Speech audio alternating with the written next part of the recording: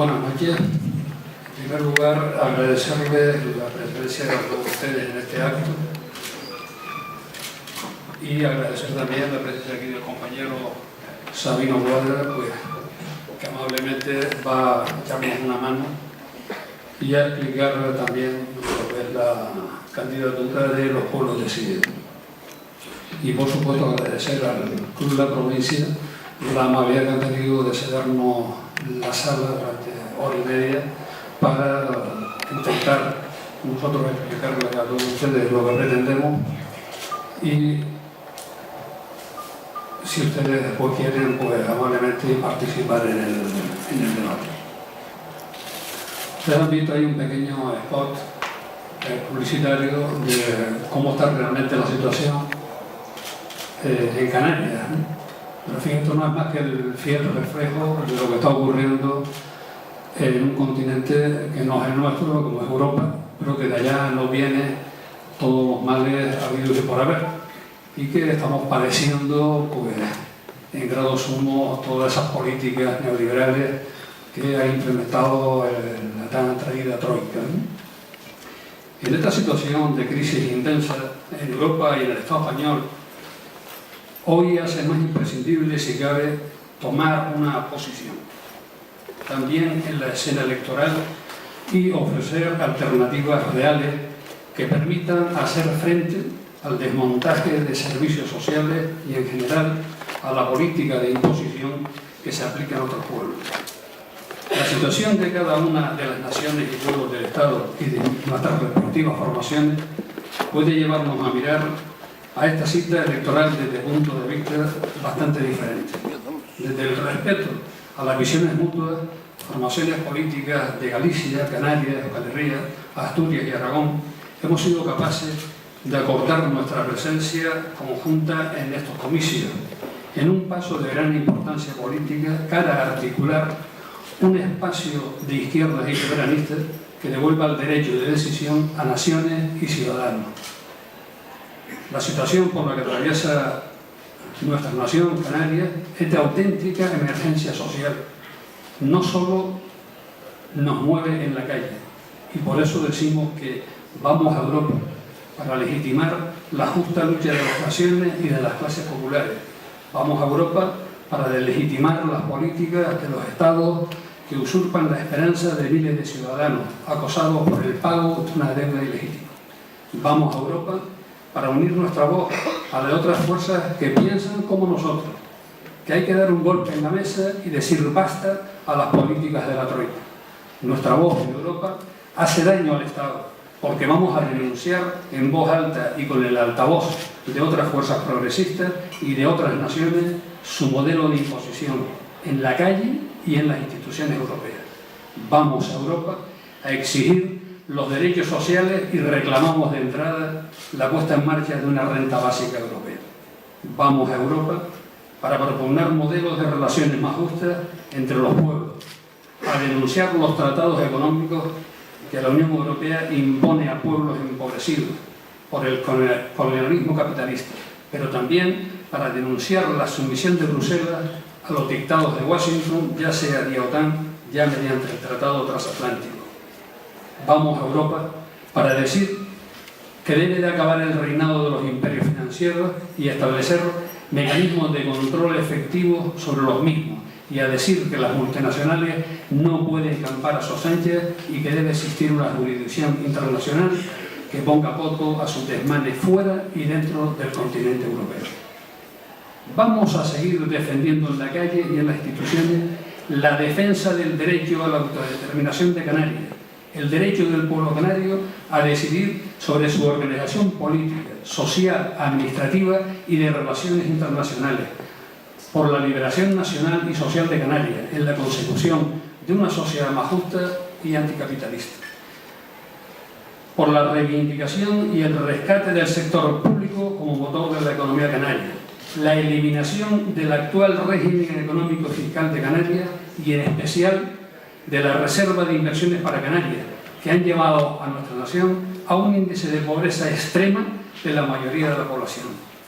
Implementación de una verdadera política impositiva, progresiva y justa, y unas nuevas relaciones con la Unión Europea que impliquen que cualquier tipo de sección fiscal que tenga como fines el hecho diferencial canario, la distancia o el fraccionamiento del territorio, esté directamente ligada a una verdadera diversificación de la economía, de creación de empleo, de investigación, innovación y desarrollo, con controles previos del capital a invertir sujetos a inversión y con proyectos como el de la Agencia Canaria de Administración Tributaria, que recaude todos los impuestos que todas las empresas radicadas en Canarias, todas, bancos, las transnacionales, que operan en Canarias y pagan los impuestos, vaya usted a saberlo.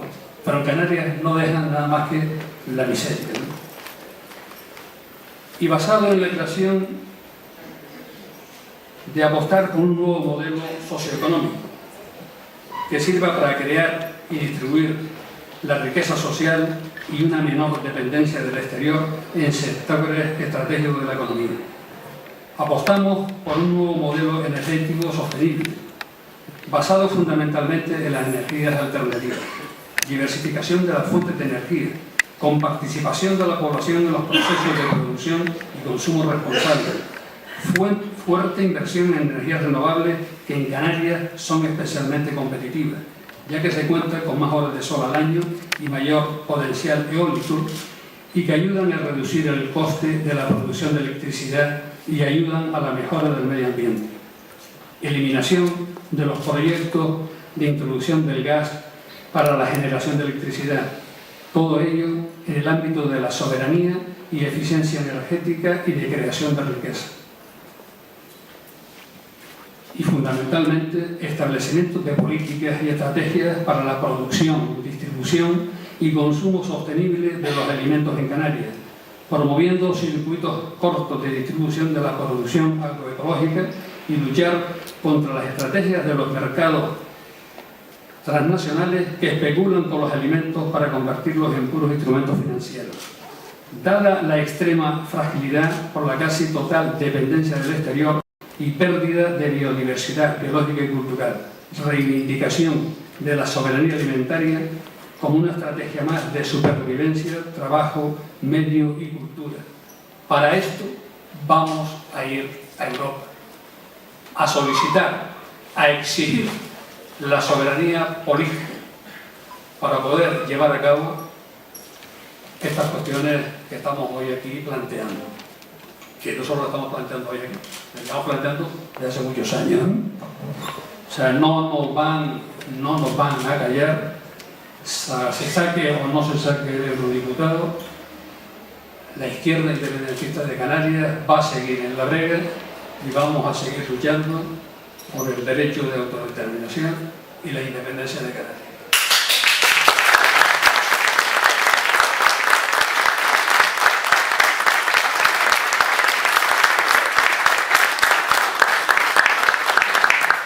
Tiene la palabra la compañera Lucy Rodríguez. Hola, buenas tardes a todos, buenas tardes a todas, compañeros, compañeras. Nos encontramos hoy aquí en el primer acto público de la candidatura de los pueblos deciden en las Islas Canarias. Y lo primero que habría que decir, porque probablemente sea lo primero que se pregunten ustedes, los africanistas, los que defienden que Canarias, cosa por otro lado evidente, es parte de otro continente, es parte del continente europeo, van a ir a Europa. Cierto, cierto. ¿Y por qué hay que ir a Europa? Hay que ir a Europa porque hay que ir al corazón de la bestia, a decirle qué es lo que quiere nuestro pueblo, a decirle cuál es la voluntad del pueblo canario y del conjunto de pueblos del Estado español: ser independiente, construir nuestra propia nación. Para eso es para lo que hay que ir a Bruselas, para eso es para lo que hay que ir a Europa, y lo hacemos desde el territorio más empobrecido de los administrativamente dependientes de la Comunidad Económica Europea, y lo hacemos desde el territorio donde el desempleo, la pobreza, la miseria está siendo más acusada, y lo hacemos desde el territorio donde las jóvenes tienen el mayor índice de desempleo del conjunto de la Comunidad Económica Europea, donde la cesta de la compra y los salarios tienen el mayor desequilibrio del conjunto de la Comunidad Económica Europea. Lo hacemos desde un territorio marcado históricamente por un sistema de producción, por un modelo de desarrollo que ha arruinado a nuestra gente, que ha fraccionado a nuestro país, separando cada vez más a los más pobres de los más ricos, convirtiendo en excluido social a un tercio de la población canaria, que no cree en las instituciones, que no cree en la posibilidad de incorporarse al mundo laboral, que no cree ya absolutamente en nada. Ese es el reto de los pueblos deciden en Canarias. Es que esos compañeros y esas compañeras, es que esa parte de nuestra población crea que hay otra forma de hacer política, crea que hay otra forma de situarse en el mundo y que es posible cambiar la situación que vivimos. Ese es el gran reto que tenemos por delante, y ese es un reto que no acaba el 25 de mayo. Ese es un reto que les invito a compartir con nosotros y con nosotras a lo largo de los próximos años. Un reto que, como decía Vicente, implica no solamente sacar un diputado o ir a Bruselas, implica estar cada día en las calles, hasta en el último rincón de nuestro país, cada día movilizándonos, haciendo tomar conciencia, recuperando para las políticas, para las honestas políticas que desarrollamos desde el campo nacionalista, a esa franja de la población que hoy no quiere saber nada. Hay algunas cuestiones, algunos ejes de esta campaña que hay que destacar. Pero yo quiero destacar especialmente uno, porque es de las políticas más sangrantes y más coloniales que se están realizando en estos momentos en Canarias, que es la ocupación militar de nuestro territorio. Basta ver las imágenes publicadas en los medios de comunicación de lo sucedido, qué casualidad, el 29 de abril, el día que acabó la colonización de Canarias, de lo sucedido en la playa de Las Lajas, en Fuerteventura. Como un pueblo era tomado, como los habitantes salían a las 9 de la mañana de su casa y se encontraban militares armados en las calles. Que no les recordó a la batalla de Argel, no les recordó a Chile, a ese Chile donde cayó el presidente Allende. Así es como está nuestro territorio en estos momentos. Fuerteventura es el espacio de la Comunidad Económica Europea que más metros cuadrados, que más kilómetros cuadrados tiene dedicado a ser campo de entrenamiento militar. No solo de la fuerza del gobierno opresor de Madrid, sino del conjunto de las fuerzas de la OTAN. Y por si ello no fuera poco, ahora los Estados Unidos pretenden convertir a Canarias en cabeza militar, en vanguardia de Occidente, para atacar a los movimientos de liberación, a los movimientos sociales y a los gobiernos africanos que se atrevan a decir que no aceptan las políticas neocoloniales. Pretenden establecer su cabeza de puente, la cabeza de puente del Africón, en nuestro territorio. A eso, compañeros, compañeras, hay que oponerse. Hay que oponerse, y hay que oponerse movilizándose. Hay que seguir exigiendo para Canarias lo que siempre hemos querido ser, lo que manifestamos en el referéndum de la OTAN que queríamos ser: un territorio desmilitarizado, un territorio de paz, un territorio con su Estado declarado Estado neutral frente a cualquier conflicto imperialista. Hay que seguir exigiendo el estatuto de neutralidad para Canarias, y eso lo vamos a hacer también en Bruselas. Los pueblos deciden. Pretende ser no una candidatura a la que se le coloque un voto. Tampoco somos un nuevo partido. Somos la misma gente, las mismas organizaciones que en distintos territorios llevamos años luchando. No hemos creado nada nuevo. Lo único que hemos dicho es decir, unamos nuestra fuerza para intentar dar un paso más allá Un paso que nos permita visualizar las luchas de cada uno de nuestros pueblos. Pero somos algo más. Los pueblos deciden. Somos la voz de los pueblos, del Estado español, que no se les ha permitido ejercer su derecho a decidir. Somos la voz de las mujeres maltratadas, de las mujeres a las que se les ha hurtado ahora, a través de su política de recorte, los presupuestos para políticas de igualdad. Los pueblos deciden. Somos la voz de los jóvenes y de las jóvenes que no pueden incorporarse al mercado laboral y que abren un nuevo ciclo en Canarias, una vez más, de emigración forzada. Nosotros no queremos emigrar, queremos vivir en nuestro territorio, queremos vivir en nuestra tierra y aquí queremos trabajar. Somos la voz.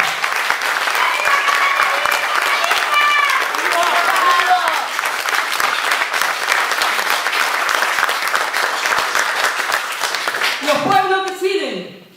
Somos también, desde nuestras posiciones nacionalistas, la voz del internacionalismo más consecuente.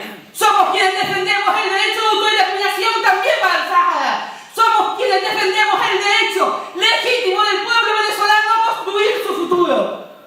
Somos quienes defendemos que el pueblo palestino tiene que dividir en su territorio y tiene que establecer su capital en Jerusalén, como siempre han querido. Porque no hay mejor forma de ser un nacionalista consecuente que ser internacionalista. Por eso el voto a los pueblos deciden. Es el voto del internacionalismo, es el voto tierno de esa ternura que se puede abrir entre los pueblos del Estado español, pero también del conjunto de pueblos oprimidos por el neoliberalismo, por estas políticas que están llevando a la ruina a la mayoría de la población mundial. Por eso es por lo que les pedimos el voto para los pueblos deciden. Gracias.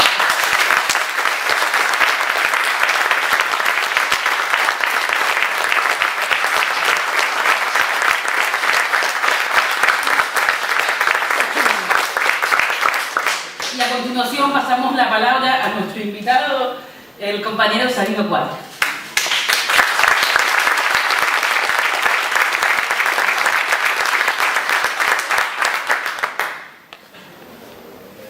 Bueno, arratsaldeon, mila esker etortzeagatik eta batez ere, honera etortzeko aukera eta gonbidapena pasatu didatenei.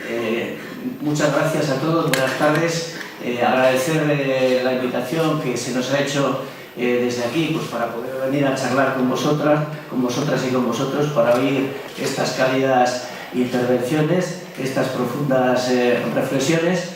Y bueno, yo lo que quería comentar, y antes de empezar a hablar un poquito también quería deciros, porque esto es un encargo que se trae, que traigo yo, en nombre de las 333.000 personas que en su día nos dieron el voto a Amaiur, de estas 333.000 personas que están allí en Euskal Herria, ilusionadas con este proyecto de cara a Europa, de cara a estas elecciones que tenemos enfrente. Lo primero, en primer lugar, transmitiros el abrazo fraternal de un pueblo rebelde, del pueblo vasco, de un pueblo luchador que no dobla la rodilla, que no la ha doblado en las últimas décadas y que tampoco lo ha hecho en los 8 últimos años que llevamos, 8 últimos años que llevamos de crisis económica.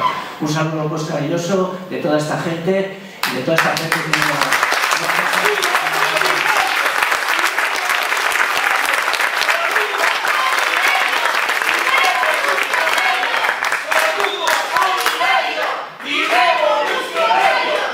bueno, pues sí, algo de eso. Bien, yo quería hablar sobre todo del tema de la Unión Europea y de las próximas elecciones que tenemos aquí, del reto político que supone para todos los pueblos sometidos al Estado español, los que vivimos en esta cárcel de pueblos, para todas las gentes trabajadoras, para todas las mujeres jóvenes sin empleo, sin futuro, que padecen esta agresión constante diaria del gobierno del PP, ¿no?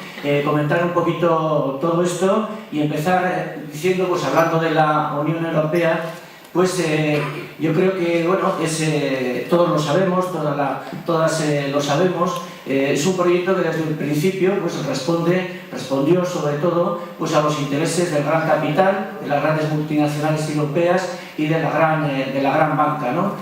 Había también otros intereses, pero esto es lo que desde sus inicios y después en el desarrollo de la misma ha prevalecido. No es casualidad que a lo largo de todas estas décadas, desde el precedente mismo de la Comunidad Económica del Carbón y del Acero que precedió al mercado común europeo, que después se transformó en Comunidad Económica Europea, que después a través del Tratado de Maastricht también bueno, pues nos metió dentro de esta Europa del euro, que los adjetivos que han ido definiendo a este proyecto, carbón y acero, mercado común europeo, Comunidad Económica Europea, Europa del euro, las palabras que han elegido para diseñar este proyecto les delata a ellos, les delata a los grandes poseedores del capital, a la gran banca. No han elegido en vez de la palabra carbón la palabra derechos humanos, ni en vez de la palabra acero la palabra libertades democráticas, ni tampoco en vez de la palabra mercado el tema, por ejemplo, del bienestar social, ni tampoco en vez del euro no han hablado, por ejemplo, pues, de los derechos de la ciudadanía, ¿no?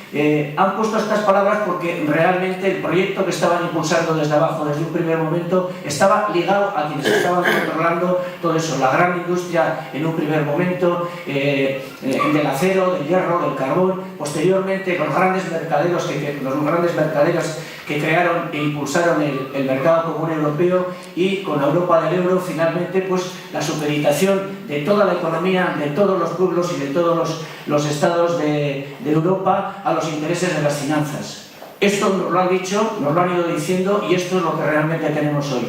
Y lo que hemos visto a lo largo de estas últimas décadas además ha sido una aceleración de todo lo peor que en un principio estaba por debajo de todo ello. Cada vez hemos visto cómo más el conjunto de toda la economía se ha ido supeditando los intereses de un capital especulativo, de una banca especulativa, ¿no? Que ha ido haciendo únicamente de sus intereses más bastardos, ¿no? El eje sobre el cual estructurar toda la vida social y la vida económica de Europa. Esta sería la primera característica. La segunda, yo creo, y no menos importante, es hacer referencia a las carencias esenciales democráticas que este proyecto ha tenido también desde el principio, ¿no? Es evidente, es notorio también, todas y todos lo sabemos, que en la Unión Europea la cabeza está en los pies están en la cabeza. Son los órganos no elegidos, el Consejo de Europa, la Comisión Europea, y el Banco Central Europeo, sobre todo quienes dirigen el conjunto de la política, no solo de la política económica, sino de la política en su conjunto de la Unión Europea, mientras que el Parlamento Europeo pues es poco más o menos que un cementerio de elefantes al cual se manda a la gente por parte de los grandes partidos a cobrar grandes sueldos y a calentar asientos sin decir nada a lo que se están haciendo los grandes canallas de la banca y de las finanzas europeas en ese Banco Central Europeo y en esa Comisión Europea. Una democracia invertida en la que quienes mandan no han sido elegidos y quienes han sido elegidos están callados y cobrando en sus poltronas.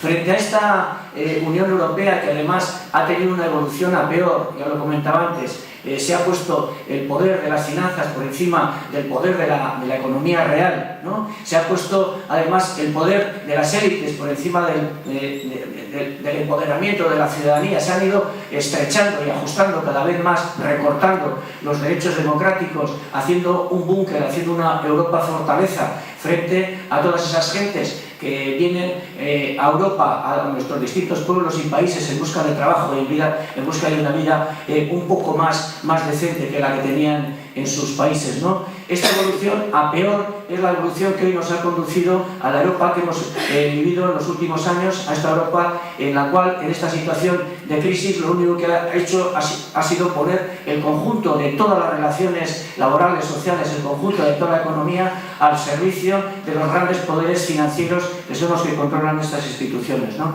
Y frente a esta Europa, el proyecto por el cual nosotros nos movemos, por el cual luchamos, por el cual hacemos nuestras huelgas generales, nuestras manifestaciones, es un proyecto asentado en 5 pilares completamente diferentes, ¿no? Frente a la Europa del capital, frente a la Europa de las finanzas, la Europa de los trabajadores, de las trabajadoras, de los que no tienen también empleo, de las paradas, de los parados y de quienes trabajan mucho y mucho y mucho, pero lo hacen realizando un trabajo que no es reconocido ni socialmente, ni legalmente, ni económicamente, ¿no? Como es el trabajo básicamente realizado por las mujeres, el trabajo de cuidados, el trabajo doméstico, etcétera, etcétera. Frente a todo este poder, esta Europa del capital y de las finanzas, la Europa de los trabajadores, de los que tenemos problemas cotidianos con nuestra vivienda, con nuestros sueldos porque no llegan a final de mes, con el incremento de los precios de todo tipo, con la vivienda, etcétera, etcétera. Frente a esta Europa del capital, la Europa de las gentes normales, de las gentes de las calles, trabajadores, mujeres,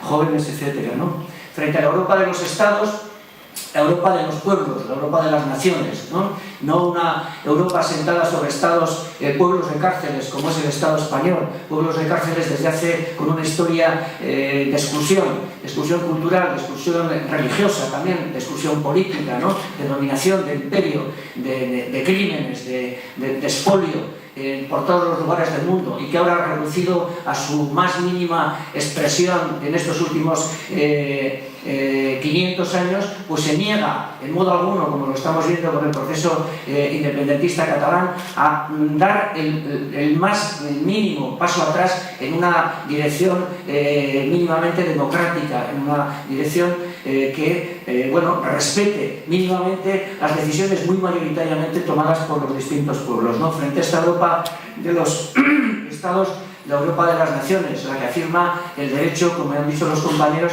el derecho a decidir, la soberanía de los pueblos, el derecho a la autodeterminación y en última instancia el derecho a la independencia, ¿no?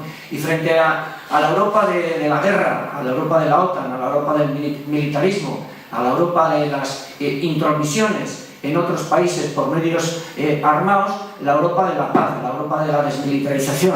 Es curioso comprobar, como lo ha señalado la compañera, que de las tres naciones, de los tres pueblos que en el referéndum de la OTAN dijimos no a la OTAN, que es Euskal Herria, que es Canarias y que es Cataluña, por ejemplo, yo vengo de Nafarroa, allí tenemos el polígono de tiro real más importante de Europa, directamente relacionado con todas las operaciones militares que está haciendo la OTAN, ¿no? El polígono de tiro de las Bardenas, y a pesar de que nosotros dijimos muy radicalmente que no a esta OTAN, allí nos están imponiendo ese polígono que no conseguimos todavía echarlo de nuestra tierra, ¿no? Y a pesar de que Canarias dijo que no también aquella OTAN, lo que estamos viendo, y lo vemos incluso desde allí, desde Euskal Herria, muchísimo más vosotras y vosotros desde aquí, desde vuestro propio suelo, lo que estamos viendo es un aumento de la militarización considerable y de los proyectos militaristas de esta OTAN y de este ejército español a su servicio, ¿no?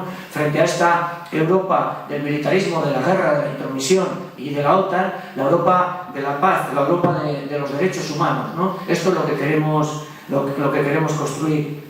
Y frente a la Europa de los gobiernos, la Europa de las élites, la Europa de la ciudadanía, la Europa de las personas, la Europa de la democracia, en última instancia, ¿no? Estamos, ya lo he dicho, metidos dentro de un proyecto en el que quienes dominan, quienes ponen el día a día de todas las decisiones que nos agreden en lo más inmediato, con privatizaciones, con aumento del paro, etcétera, etcétera, son unas personas a las que nadie ha elegido, ¿no? Antes hacía referencia a cómo una de las debilidades de todo el proyecto de la Unión Europea estriba precisamente en la falta de democracia interna existente en su funcionamiento. Pero hace falta también hacer mucho hincapié en otro déficit democrático tan importante o más que el anterior. Desde el primer momento en que en tiempos de Franco, incluso cuando se hicieron los primeros acuerdos preferenciales con el mercado común europeo, después cuando ya con el gobierno de Felipe González en 1986 el Estado español entró a pertenecer a la Unión Europea, y en los distintos tratados posteriores, el Tratado de Maastricht, el Tratado de Lisboa, la Europa del euro, en ninguno de estos momentos se ha dado oportunidad a la ciudadanía del Estado español, y muchísimo menos aún a las ciudadanías, a los pueblos, a las naciones sometidas a este Estado, a que demos nuestra opinión en relación con este asunto. Estamos en la Unión Europea, nos han metido, porque en ningún momento nos han dejado hacer un debate libre, sosegado, tranquilo, para decir si ese es el marco que nosotros queremos o si es un marco completamente diferente, o si queremos apuntar en una dirección distinta. Por esto, el elemento esencial que planteamos en nuestra candidatura ahora de cara a estas elecciones europeas, el elemento de la soberanía no es un pegote añadido a un programa de crítica desde la izquierda a la Unión Europea, sino es una afirmación democrática sustancial, ¿no?, de cara a decir que los marcos en los cuales nosotros tenemos que participar tienen que ser unos marcos asentados en la decisión, en la palabra, en el voto, ¿no?, de nuestros distintos pueblos.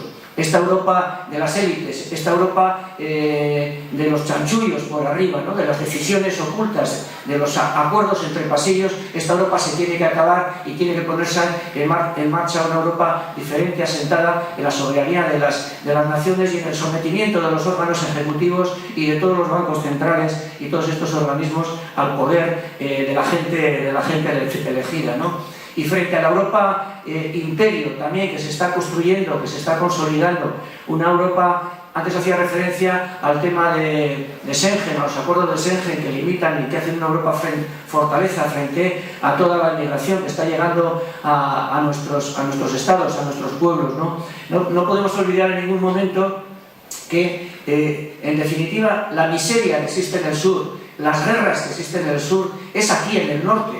En esa Europa fortaleza, en ese proyecto europeo al servicio de las multinacionales, esa miseria y esas guerras se producen aquí, se fabrican aquí, y que en esa medida cualquier proyecto europeo que se abra tiene que estar asentado en unos principios completamente diferentes, en unos principios de solidaridad, en unos principios de cooperación, en unos principios de puertas abiertas para todas las poblaciones que están huyendo del sur debido a una política europea, debido a una política yanqui, sometida por completo al poder de los grandes, al poder de los bancos, al poder de los fondos de inversión, al poder de las grandes multinacionales, al poder del IBEX 35. Ya lo ha comentado la compañera, frente a esta Europa imperial, nosotros queremos establecer la Europa de la solidaridad con el pueblo saharaui, con el pueblo palestino, con los pueblos de Oriente Medio, sometidos a las monarquías petroleras, sátrapas de los países petroleros, ¿no? Solidaridad con los pueblos latinoamericanos, con las poblaciones indígenas de estos pueblos y con los estados que han osado levantar la cabeza contra el gran imperio, el gran vecino del norte. Solidaridad con el pueblo cubano, ¿no?, sometido a restricciones constantes desde la propia Comunidad Europea, desde Estados Unidos. Esa Comunidad Europea que da tratados preferenciales de todo tipo, culturales, económicos, financieros, militares, con Israel, y que sin embargo machaca al pueblo palestino poniéndole 75.000 condiciones para poder recibir unas tristes limosnas, ¿no? Frente a todo esto, entendemos que es preciso a nivel europeo, hoy en día, ya que estamos en unas elecciones de este tipo, hacer un esfuerzo importante por conseguir, por establecer, por iniciar, por consolidar relaciones con todo lo que es la izquierda soberanista, con toda la izquierda de verdad existente a nivel europeo, porque es evidente que los ataques están viniendo de forma distinta, expresada en cada país, pero están viniendo planteados en unos mismos parámetros, y que es preciso cada vez más hacer frente a toda esta política reaccionaria que nos viene de Bruselas, realizando un esfuerzo entre todo lo que son las corrientes de izquierda, sindicales, sociales y políticas existentes en Europa, y todo lo que son las izquierdas soberanistas existentes en el continente, ¿no? Pero en cualquier caso, también junto a esto tenemos que afirmar otra gran verdad, que no todo nos viene de la troika. Si nosotros estamos haciendo referencia, por ejemplo, a ley del aborto, la modificación de la ley del aborto que se está tramitando, o a la modificación de la ley de seguridad ciudadana que se está poniendo en práctica, o a la reforma del código penal para hacer un código todavía bastante más represivo, o la LOMCE, la ley de educación que nos aprobó el ministro Wert, afirmando que uno de sus objetivos fundamentales era la españolización de Cataluña, de Euskal Herria, de todos los pueblos del Estado español. Todos estos ataques no están viniendo de Bruselas, todos estos ataques de donde están viniendo es de todos unos sectores que la transición tramposa nos los legó íntegros y que son los que hoy, como poderes fácticos muy importantes, están manejando también todo lo que es la política en el Estado español, ¿no? Porque yo suelo comentar que el Estado español, el Congreso español, el gobierno español sobre todo, es un gobierno franquicia que depende doblemente de unos dobles dueños. Unos están instalados en Europa, están instalados en Bruselas, son esos poderes financieros, pero el otro poder que domina la franquicia del gobierno español es el poder fáctico que nos legó la transición tramposa, ¿no? Es esa Iglesia que ahora nos impone esa ley del aborto. Son el ejército español, la policía, la Guardia Civil, que están por detrás, no lo olvidemos, de la reforma de la ley de seguridad ciudadana, de la reforma del Código Penal, ¿no? Es el españolismo rancio y casposo, ¿no?, que nos legó la transición, el que nos está imponiendo leyes centralizadoras y cada vez más españolizantes, como es la ley de educación, ¿no? Es un centralismo que está impregnando de arriba abajo todas las instituciones del Estado, en la que está el que está haciendo que todas las reformas laborales, financieras, etcétera, etcétera, vayan recortando las pocas competencias, las escasas competencias autonómicas que se tienen para reforzar aún más el poder de Madrid, ¿no? Por eso, lo mismo que hay que afirmar que es necesario llevar una política de ruptura con esa Europa al servicio del capital, de los estados, de la guerra, de la OTAN, etcétera, etcétera, hay que afirmar también en este momento que es necesario llevar una política de ruptura en relación con este régimen que nos legó la transición y que nos dejó intactos la mayor parte de los poderes fácticos que durante 40 años asentaron la dictadura franquista, ¿no? Se suele decir por los ecologistas, pensar en lo global, pensar en global, actuar en lo concreto. Y actuar en lo concreto supone levantar en cada uno de nuestros pueblos, no sé, barreras, barricadas auténticas contra todos estos poderes, contra los que nos vienen de fuera, de Europa, y contra los que están aquí metidos en el Estado español, ¿no? El Che Guevara solía decir en aquellos años de la guerra del Vietnam, hablaba de la necesidad de levantar de crear 1, 2, 3, 100 Vietnams. Yo creo que esto también es muy de aplicación a lo que es la situación política que estamos viviendo. Hoy hace falta levantar en todos y cada uno de los pueblos y las naciones del Estado español, el pueblo catalán, el pueblo vasco, el pueblo gallego, el pueblo canario, el pueblo andaluz, levantar barricadas, levantar parapetos en todos nuestros pueblos, firmes, asentados en nuestras propias correlaciones de fuerzas, en nuestra propia historia, en nuestra propia cultura, en nuestras propias sociedades, levantar fuertes barricadas para impedir las agresiones que nos vienen de Europa y para impedir también todas las agresiones que nos están viniendo por parte del Estado español, ¿no? Yo creo que aun cuando existe una gran desafección, la gente pasa muchísimo, ¿no?, con muchísimas razones de estas elecciones que tenemos encima. Yo creo que es importante resaltar que existen unas cuantas razones para hacer de ellas un reto importante para toda la izquierda y para todos los sectores populares existentes en el Estado español, ¿no? Porque en los próximos años en Europa se van a ventilar temas de mucha importancia para todas y todos nosotros.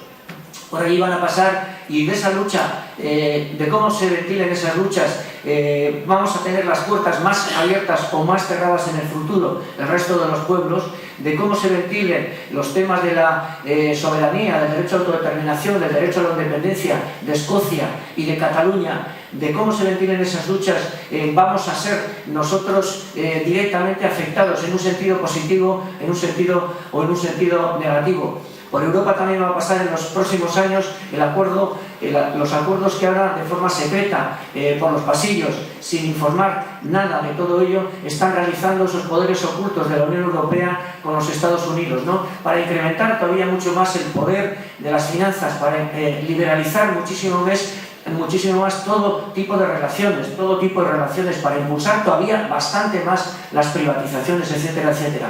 Y eso va a pasar por Europa, y eso va a ser un foco en el cual, bueno, pues se van a exponer, a reflejar, a defender distintas posturas, ¿no? Son importantes estas elecciones porque, bueno, ya lo estamos viendo, están reflejando en última instancia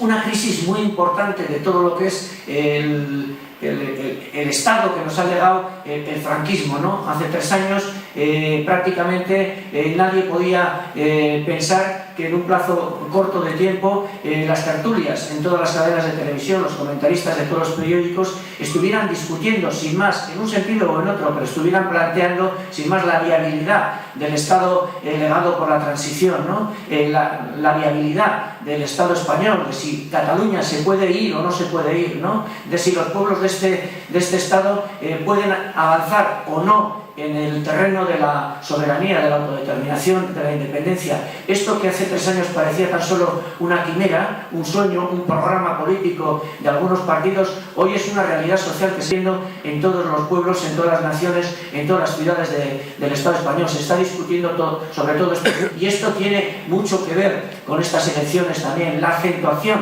de esta crisis. Se puede abrir todavía más la grieta que se ha producido en estos años a través de los resultados que puedan derivarse en estas elecciones, ¿no? En Euskal Herria, por ejemplo, de cara a todos los problemas que tenemos nosotros allí, de carácter nacional, pero de carácter también políticos derivados, bueno, pues del giro que se ha producido allí en lo que ha sido la estrategia de la izquierda abertzale, de la izquierda soberanista, ¿no? De cara a todo esto es muy importante para nosotros que en estas elecciones podamos salir, como es perfectamente posible salir, siendo la primera fuerza electoral de nuestro pueblo, en Euskal Herria, pasando por encima de todas las demás. Esto puede suponer para nosotros un paso muy importante de cara no solo a avanzar por la vía de la liberación nacional, sino de cara a decirle al gobierno del PP que es necesario que se siente a charlar, que se siente a negociar, que se siente a resolver el problema de 500 presos y presas vascas que se acabaron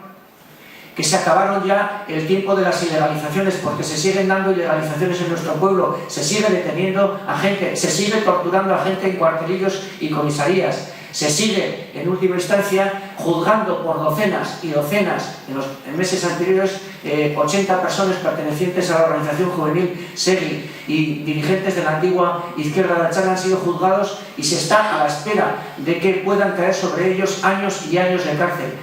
Esto se sigue dando hoy en día en Euskal Herria, y dependiendo para nosotros en nuestro pueblo de cuál pueda ser el resultado de estas elecciones, eso puede ser un paso adelante para desbloquear la situación y para obligar al gobierno del PP a entrar por una vía de lo que he comentado antes, de negociación, de diálogo y de dar soluciones de fondo al problema que tenemos. La candidatura de Los Pueblos Deciden ha tenido 2 patas fundamentales. En cada pueblo esta pata se está expresando de una forma propia, particular.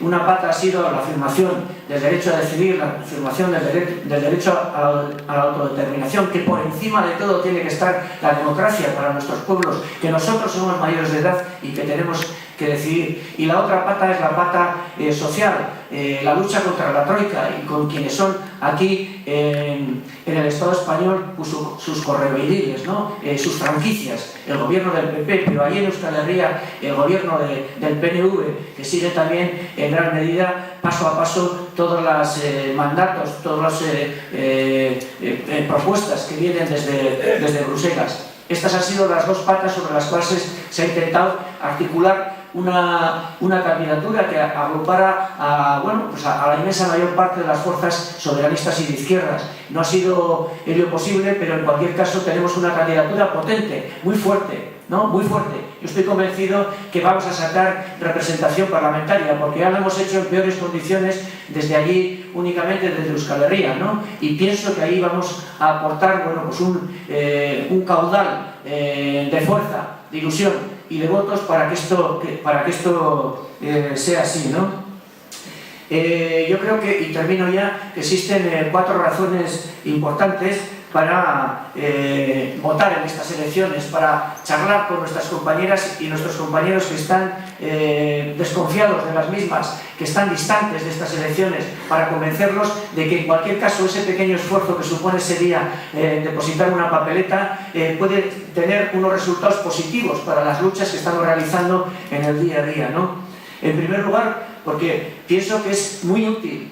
Y yo creo que, bueno, nosotros por lo menos estamos convencidos de eso. El haber tomado la decisión, digo, el Parlamento español, ¿no? Una decisión que por lo menos desde la izquierda abertzale había sido rechazada hasta la fecha, el haber tomado esa decisión y el haber realizado desde el Parlamento español una labor de denuncia constante y de no integración en su juego, sino de situarnos defendiendo únicamente los intereses de nuestro pueblo y denunciando esa cárcel de pueblos y ese gobierno franquicia de la Troika, esa labor de denuncia ha resultado bastante de interés para nuestra gente. Las 333.000 personas, esas que nos votaron, en general, muy en general, están muy satisfechas de esta labor de denuncia y es más, piensan que hay que acentuarla en los próximos años.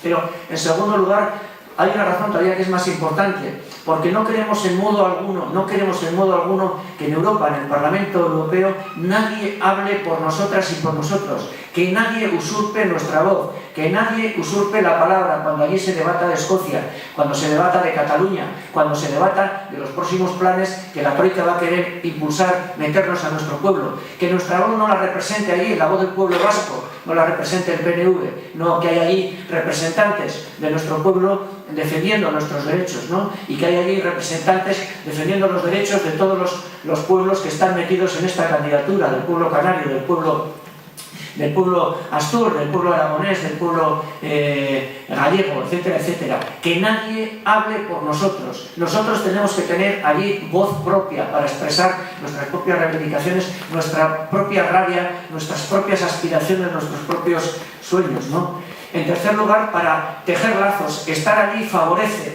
esa labor a la que antes hacía referencia de la necesidad de articular relaciones, de profundizar lazos, de crear redes de complicidad y de lucha en contra de los planes de la Troika, con todas las izquierdas sociales, sindicales y políticas europeas, con todos los pueblos que en Europa, en otros países, en la Gran Bretaña, en Francia, etcétera, etcétera, están luchando también pues, por afirmar sus derechos nacionales, ¿no? su derecho a la soberanía y el derecho a decidir. Y la cuarta razón, ya la comentaba antes de pasada, porque realmente un resultado que sea bueno, que sea fuerte, para toda esta izquierda soberanista, esta izquierda independentista que está en nuestros pueblos, un resultado fuerte va a ser un elemento que va a servir para agudizar esa crisis de esa España rancia, casposa, heredera de Franco, heredera de 500 años de opresión, de miseria, no solo sobre nuestros pueblos,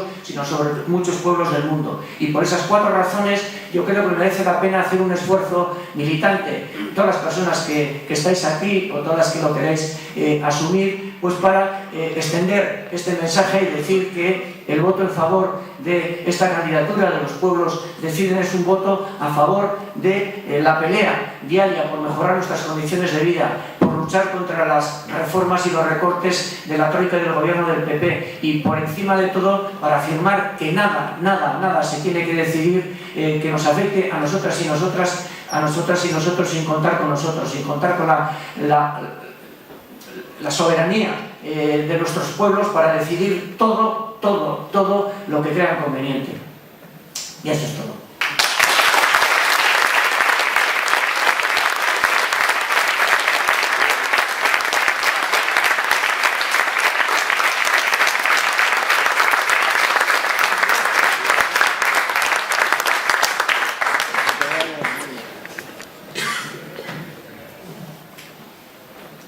Bueno, vamos a ver que la persona que está interesada en hacer alguna pregunta aquí para poder iniciar un debate, pues... La primera es uno de los ejes de la candidatura de ANC, UP, los pueblos deciden, es la soberanía sobre los recursos naturales de Canarias. La soberanía pertenezca única y exclusivamente al pueblo canario. y que nadie nos vaya a hacer agujeritos en el mar porque le dé la gana a Repsol o al traidor de Soria. O sea, el no a las prospecciones petrolíferas y la exigencia de un referéndum vinculante, diga lo que diga Madrid. Hay compañeros allí en una mesita que están recogiendo firmas donde solicitamos precisamente eso, lo digo para que si mientras es en debate, lo que sea, quieren pasar por la mesa y firmar. Y la otra cuestión, hay también un compañero con una tablet para quienes quieran ser apoyadores de la candidatura mientras se desarrolla el debate, les pueden escanear el DNI para acreditarle ante la Junta Electoral. Buenas noches. En primer lugar, deberíamos felicitarnos por haberse logrado una coalición de la izquierda social. Después de 600 años en Canarias, los mecanismos siempre han sido parecidos al resto, pero siempre ha sido un mecanismo fiscal de exención en razón de la lejanía. Se iba a darle tierra a los colonos y hoy es mediante exención fiscal por la lejanía. Pero resulta que ese tipo de exención fiscal nunca beneficia al pueblo. Por eso una candidatura de este tipo sería interesante, porque si hay temas importantísimos de Canarias que se van a discutir en Europa, por ejemplo, en este momento es la reforma del régimen económico fiscal, por lo cual a través de ahí podríamos desmenuzar quiénes son los que realmente se benefician, sobre todo incluso aquellos próceres de nuestra tierra, quiénes son los que se benefician y el pueblo por qué sigue explotado en esa línea. En esa línea, pues yo decía que es fundamental el participar, no solo porque la candidatura pueda significar el voto contestatario, ya la gente se mueve en la calle, sino también por cuestiones institucionales con las que yo comparto. Es decir, la calle sí, pero también la institucional sí. Y en esta línea, porque al final sirve también de educación, ¿quiénes están contra estos políticos? Yo quería saber, porque efectivamente, cuando vi la candidatura, además Vicente que me tiene acribillada a mandarme cosas, lo que no veo es si en la candidatura están todos los pueblos del Estado español. O sea, por ejemplo, no veo a nadie de Cataluña, por lo que parece Cataluña no ha entrado, ¿no?, en la candidatura. Vale. Entonces quiero confirmar, que me gustaría confirmar que estamos Canarias, que estamos Galicia, ¿no?, también Asturias, Aragón, ¿no? Vale. Y Euskal Herria, que ya está aquí el compañero. Bueno, como sabemos perfectamente que estas candidaturas tienen a su vez que tener también una especie como de candidatura europea, ¿no?, de otros países, con otros... El seguimiento, los canarios vamos a estar ahí. O sea, los representantes de Alternativa Nacionalista Canaria y de Unidad del Pueblo van a estar allí. Y vamos a proponer, y vamos a exigir de que si llega a Europa una serie de medidas. Como la primera va a ser, en los próximos meses, el tema del régimen económico fiscal de Canarias, eso que queremos que se lleve, porque va a ser la primera vez que una voz discordante hable del expolio, el robo, el saqueo, la evasión legalizada a nivel fiscal. Aparte del otro robo impresionante que es el tema del régimen específico de abastecimiento. Porque lo que no se puede seguir soportando más es que en Canarias 4.000 personas sean que los que se lo lleven calentito, pero muy calentito, y el resto a verlas llegar. Y no vamos a entendernos en datos que más o menos todos ya conocemos, ¿no? Y por ahí es donde van a ir los temas. Por eso es necesario la voz, una voz importante de Canarias allí.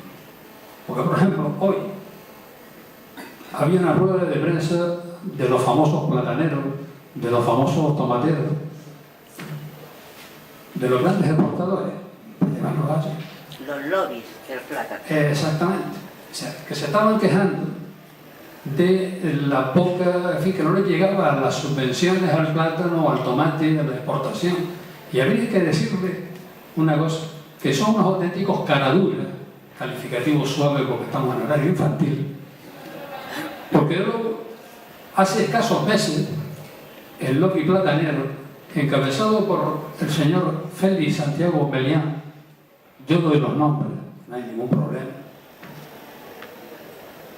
junto con otros, se descuelga del convenio colectivo y dice que lo que están ganando los trabajadores en el en muchos casos no llegaba ni a 1.000 euros mensuales, era demasiado, y los ha puesto al salario mínimo interprofesional, que son esa cantidad asombrosa de 645 euros. Cuando están recibiendo cuantiosas subvenciones de allá. Pero que eso no ha servido para aumentar los salarios de la gente que trabaja en los empaquetados, de la gente que trabaja en el plátano, en los tomates, etcétera, etcétera. Eso es lo que tenemos que hacer en Europa. A combatir el lobby canario que está allí. El lobby que está apoyando única y exclusivamente a esas 20 familias canarias, que podemos empezar aquí a dar nombres y apellidos, pero sobre la marcha. Un ejemplo también de hoy, ya con eso termino. Hubo un encuentro portuario hoy aquí en Las Palmas, donde el lobby portuario, bastante agradecido por las cuantiosas subvenciones, inversiones y tal, de Europa, también se estaban quejando de que hacía falta más inversiones para el puerto de La Luz y de Las Palmas. O sea, nos remitimos a todo ese bandidaje que está metido ahí adentro y poco más.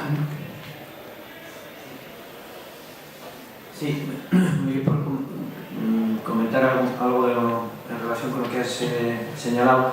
En Cataluña, bueno, en principio se estuvo en relaciones tanto con RC como con las CUP, ¿no? RC al final tomó una decisión en clave, podríamos decir, nacional, catalana, entendiendo pues, que de cara al proceso que están llevando ellos en estos momentos, bueno, pues hacer la opción que han hecho de ir solos, ¿no? Y de dar a esa candidatura también un aspecto, un perfil más de integración con otras posturas procedentes del PSC, pues que era más favorable eso que participar en una candidatura a nivel estatal que podía diluir esa imagen. Estoy dando una explicación de lo que ha hecho RC, que la debería dar él, porque probablemente tenga bastantes más matices de lo que estoy comentando. Pero bueno, para hacernos una idea, tomo esa opción respetable, al margen de que se pueda discutir o no, pero perfectamente respetable. Por parte de las CUP, con las cuales también se estuvo desde el primer momento planteando esta posibilidad y esta alternativa, las CUP planteaban un problema de incompatibilidad de participar en una misma candidatura en la cual estuviera RC por las relaciones que tienen allí a nivel de Cataluña, ¿no? De bastante confrontación por el tema de los presupuestos catalanes, en los cuales pues RC está dando el voto a CiU para sacar adelante sus presupuestos a cambio de lo que sea, ¿no? Una vez que se ventiló el tema de RC, bueno, pues la votación, la decisión por parte de las CUP fue no participar, no en la candidatura, sino no participar en las elecciones, ¿no? Pero con una votación que fue únicamente de 3 votos de diferencia. Entonces, eso evidenciaba que, bueno, pues existía una opinión bastante partida en relación con el tema, ¿no? Ante eso, pues claro, han decidido no participar, es lo que han decidido, su decisión mayoritaria, pero tomando en consideración también que prácticamente era 50-50 el tema. Hoy es el día en los que, por ejemplo, pues el otro día estuvo David Fernández, el cabeza de lista al Parlamento catalán, pues participando en un acto electoral allí en Euskal Herria, pidiendo el voto para EH Bildu, o sea, para los pueblos deciden.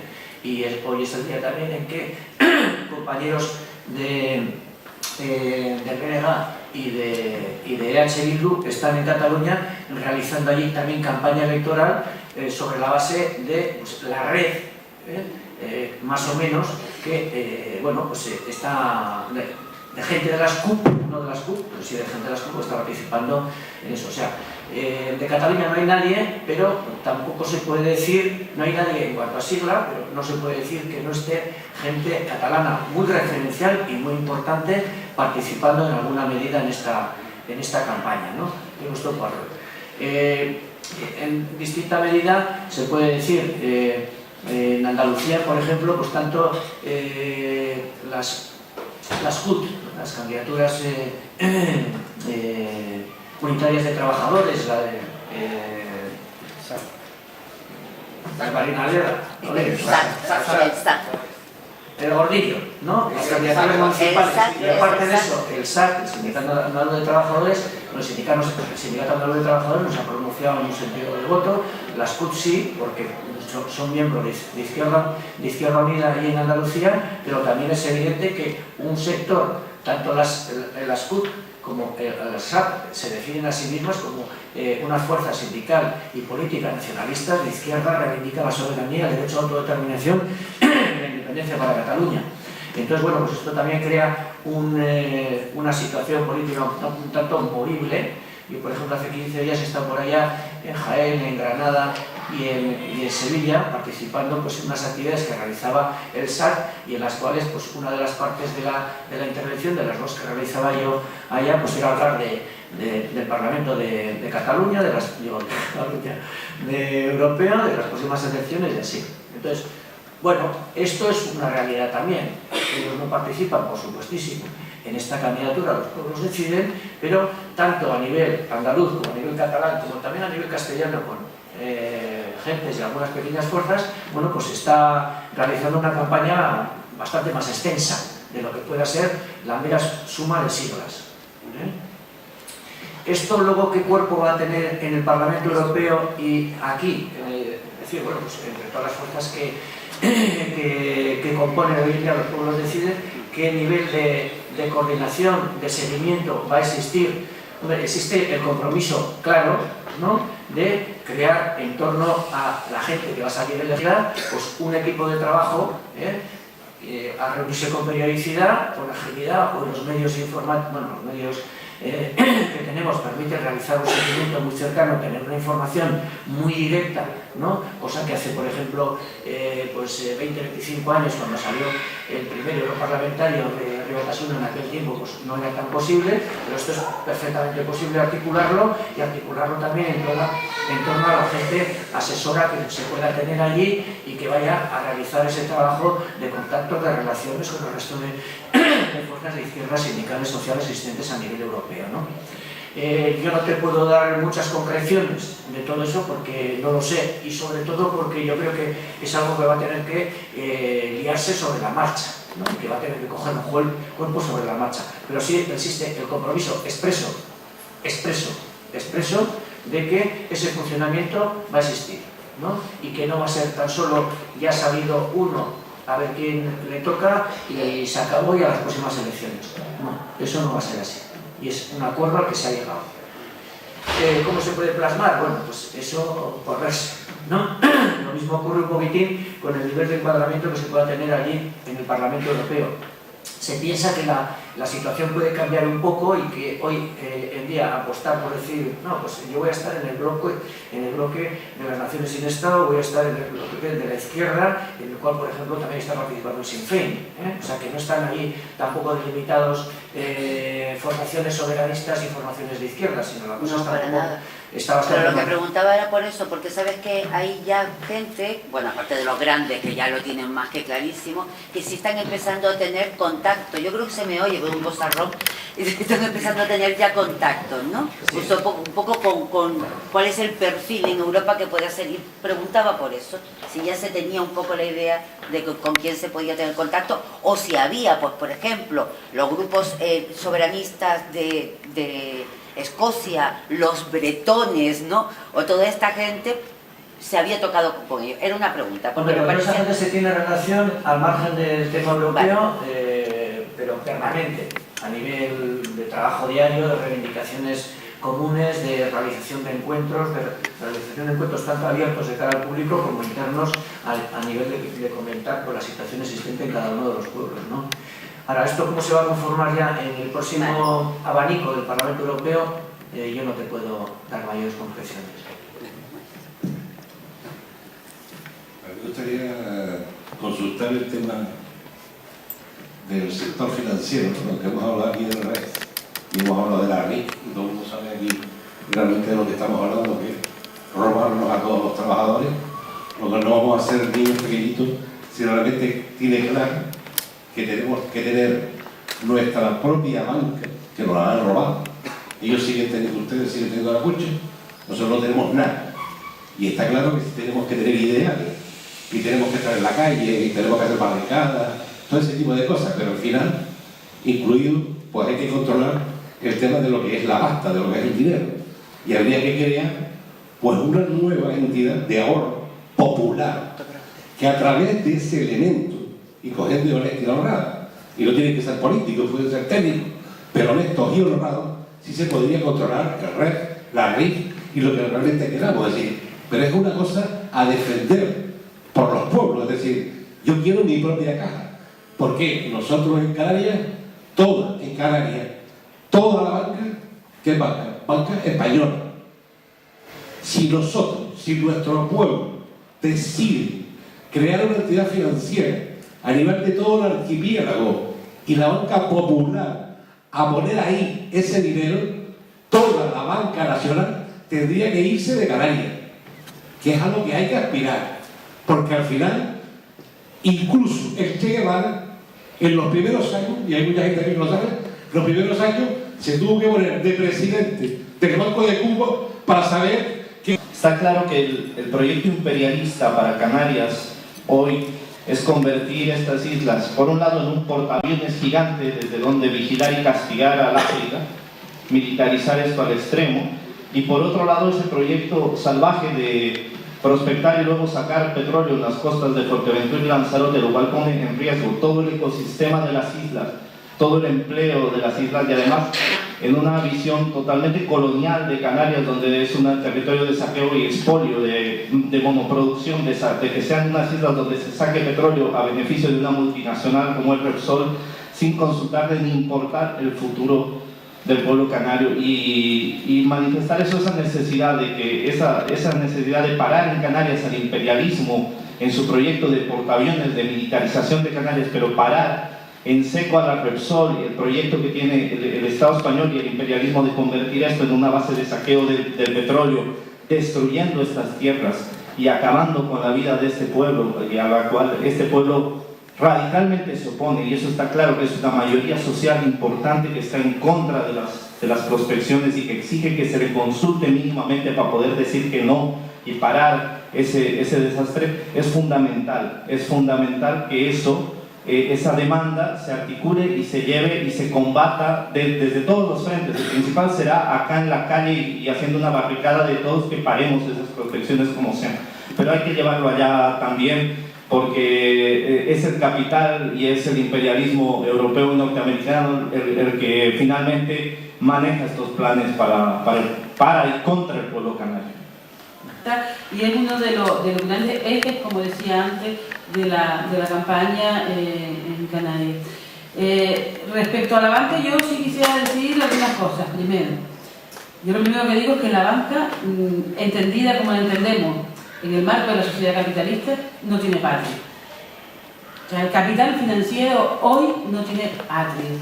Es explotador, es saqueador en cualquier lugar, no importa de dónde venga. Donde pueda llegar, ahí saquea, y el capital financiero tal como lo entendemos hoy. Si lo que estamos hablando es del desarrollo de una banca propia en Canarias y el desarrollo de una banca ética, de una banca que sea consecuente con los intereses de la mayoría social de este país, evidentemente de lo que estamos hablando es del derecho a construir un Estado y del derecho a vivir en un régimen económico, en un sistema económico al servicio de la mayoría social de un pueblo.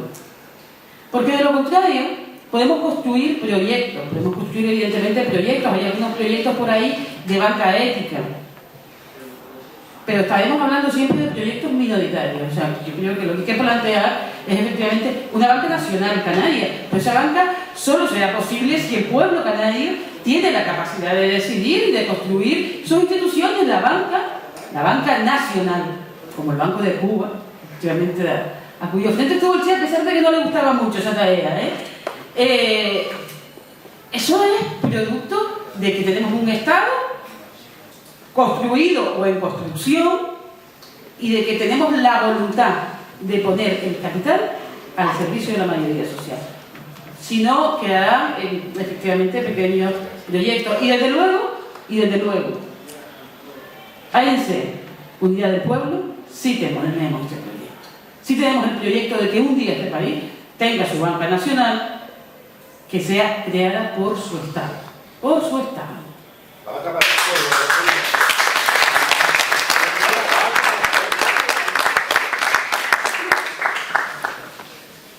¿Alguna otra pregunta, por favor? Quería comentar, bueno, completamente de acuerdo con la compañera, ¿no? Os ha mencionado a la Cucha. La Cucha hoy está en un proceso de privatización galopante, ¿no? Gracias a un acuerdo básico que ha funcionado entre el PNV y el PP, ¿no? Las posibilidades que han existido, ¿no?, en torno a la Cucha de mantener el carácter social de la misma y la participación democrática de tanto de los impositores como de los ayuntamientos, de las diputaciones, etcétera, bueno, está desapareciendo a marchas forzadas y el proceso de privatización está ahí. El presidente de la misma, que fue un alto cargo del PNV, lo ha firmado, la necesidad de salir a bolsa, de buscar capital extranjero, capital privado, etcétera, etcétera.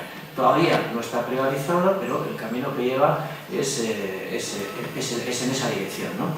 En el que han salido pues, todas las cajas de ahorro, gracias pues, a las leyes que se han hecho desde Madrid, pero gracias también a los intereses concretos que algunas burguesías nacionales han tenido en sus respectivos territorios, ¿no? El sueño del PNV, en buena medida, es que en Euskal Herria vuelva a existir en torno a la Cucha, pues lo que fue el Banco Bilbao Vizcaya, que se le escapó de las manos, y entonces tener un gran banco vasco, se piensa él, ¿no?, estructurado en torno a ese proyecto de privatización de las cajas de ahorro, ¿no? El proyecto de una banca pública es fundamental en cualquier economía, no contar con unos resortes financieros públicos es abandonarse al poder de las finanzas de las más poderosas, además, con la globalización, el meneo que hay a nivel financiero pues es brutal, y si tú no cuentas con esas mínimas herramientas para ordenar un poquito la economía, ordenar los préstamos con criterios sociales y no con criterios mercantiles, pues estás atándote las manos de cara a poder desarrollar la más mínima política económica, ¿no? Si esto era así en el 59 en Cuba, muchísimo más aún pues en el 2014, después de todo lo que ha llovido, ¿no? Entonces, ese proyecto de tener una banca pública, ¿no?, controlada democráticamente y con participación de sectores sociales, sindicales, etcétera, etcétera, yo creo que es decisivo. Claro, para eso estamos otra vez en lo mismo, para eso te hace falta tener soberanía suficiente, como mínimo, para poder tomar esa decisión, para poder sacar una ley aquí en Canarias, ahí en Euskal Herria, que diga, no, esta Cucha no se privatiza, o las que se han privatizado las rebobinamos, porque claro, Bankia se ha llevado, creo que han sido 22.000 millones de euros para tapar los agujeros que se habían creado, pero después se va a privatizar, como pasó con Caixa Galicia. Se metieron allí 9.000 millones de euros, se saneó la caja y después se la vendieron a un fondo de inversiones, parece que fue mexicano o venezolano, pues por, no sé, por 1.000, ¿no? Gastas 9.000 y luego se lo quedan nosotros con 1.000, 8.000 que han desaparecido. Con Bankia va a pasar lo mismo, ¿no? Entonces lo que se trataría es de ver en qué medida se puede rebobinar, volver a hacer público lo que todavía está sin privatizar del todo, y sobre eso pues seguir engordando el tamaño y la potencialidad de esa banca pública, ¿no? Allí en Euskal Herria pues eso todavía, entre comillas, casi es posible, pero los intereses tanto del PNV como los del PP, y ya te están creando un bloque que te arrastra al Partido Socialista, que tampoco está demostrando ningún interés por el asunto, pues es un camino hacia la privatización que muchos nos tememos se va a materializar en un plazo muy corto.